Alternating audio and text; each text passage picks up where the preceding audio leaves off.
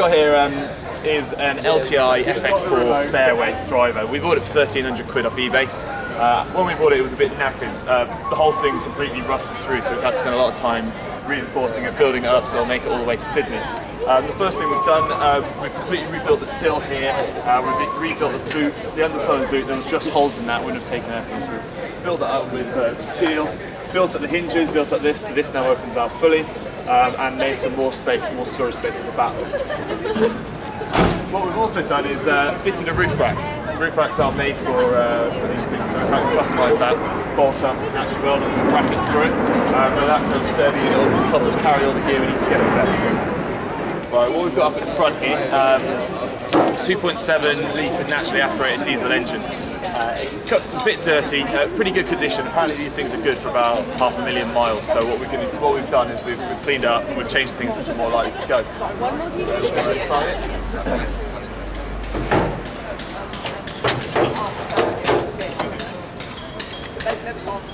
So, with 20-year-old electrics, we've actually redone everything in here.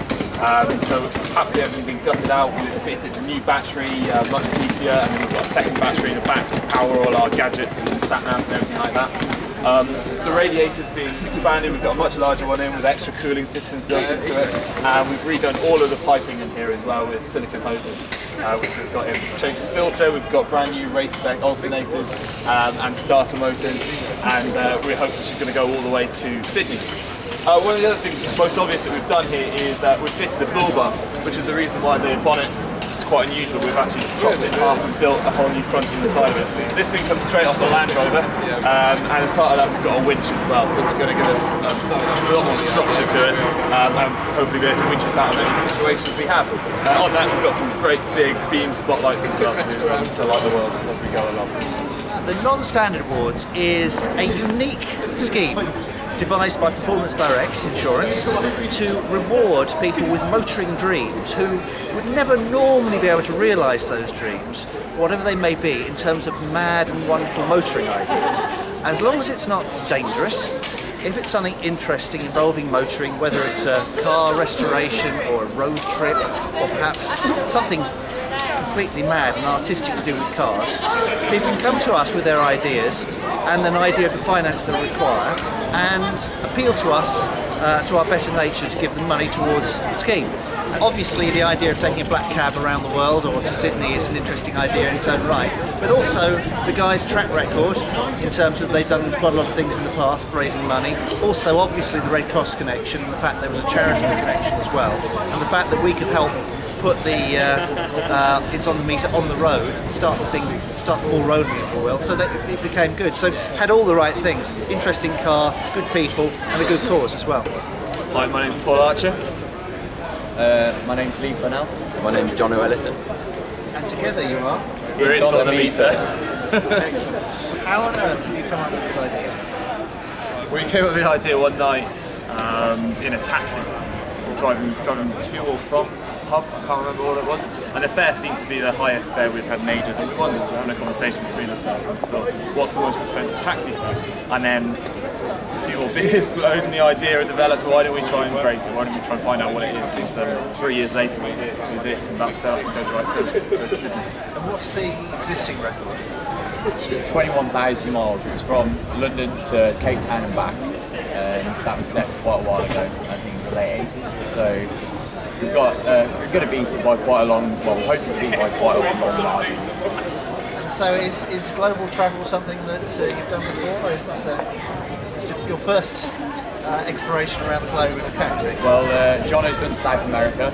It's mainly backpacking. Jono's done South America, and me and Paul set up a project in Uganda for schools. So we've all travelled quite extensively doing fun, and no, we haven't done a trip of this kind of scale before. I know, Jono, you've done. I've done quite a bit of travelling as well. I've driven to Mongolia, so I've got a bit of road trip experience. But so how do the duties divide between you?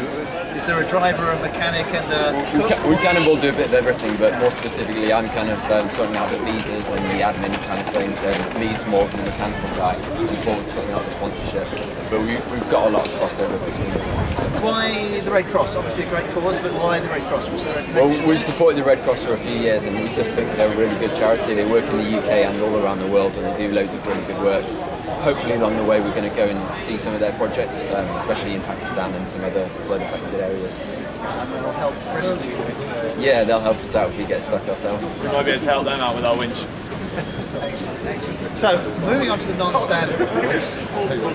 How did you first hear about the non-standard awards? We heard about the non-standard awards through Performance Direct, the insurance company themselves, and then we started the process of applying. Went down to their headquarters and presented our idea, and just kind of went from there really. And how have they helped you specifically? They've provided us with a lot of support, kind of media contacts, obviously the sponsorship itself, which has really helped us get the taxi where it is today, and will help us with the fuel and all the other costs. Well, we wouldn't have been able to do this without them. It was, as soon as we decided we won the awards, it meant that the exhibition was going to happen and everything else fell into place. Before that happened, it was just a crazy idea, and then as soon as we won the award, it could actually happen. We had the funds, we had the support, we had the expertise to actually help us do it. And from there, all the other sponsors followed us soon after that. And so, for other people, maybe with crazy ideas they dream up down the pub, what would you say in terms of applying for a non-standard award? We would say just go for it. Yeah. Just try and follow your dreams.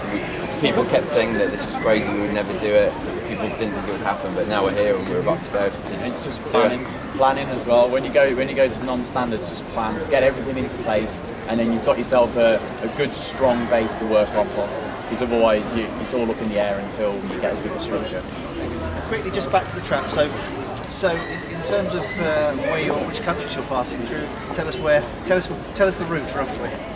Well, we're Europe to begin with, so we've got France, and then working our way up to Northern Europe. So we've got Sweden, working our way through into Russia, and then back into Europe again a couple of weeks later. At the moment, we're still going into North Africa, so we've got Tunisia, and then Libya, and then Egypt. Hopping over on a ferry to Jordan, working our way through Jordan, Syria, Middle East, so we've got Iran, Pakistan, India, working our way down through India and then back up, Nepal, and then going into China, looping our way around through China, and then Far East Asia. And then once we get down to Singapore, we get a ferry over to Darwin in Australia, East Coast through Queensland, and then we're in Sydney. When's that due to happen? In October, beginning of October. yeah, we think about 8 months. And all just to get to Streatham. It's an amazing route. Well, what we thought was do the typical cab driving thing. We'd take the longest route possible to rack up the fare. So that's what we're going to do. And what sort of fare are you hoping to raise? We're not sure. We're trying to raise around £20,000 for the Red Cross. We're going to have to wait and see what the fare comes with as well, because we've got waiting time and all different tariffs and stuff. We predict it's going to be something similar to that. But that's our target aim for fundraising. And you're picking up passengers along the way, is that right? We're picking up anyone who seems like they can use the lift. Is our policy basically. It's not strict. It's if we're passing someone who looks like they could use the lift. Might have an interesting story to tell, or they've got a heavy bag on their back. We'll interview them on the back, have a chat, and maybe make some friends.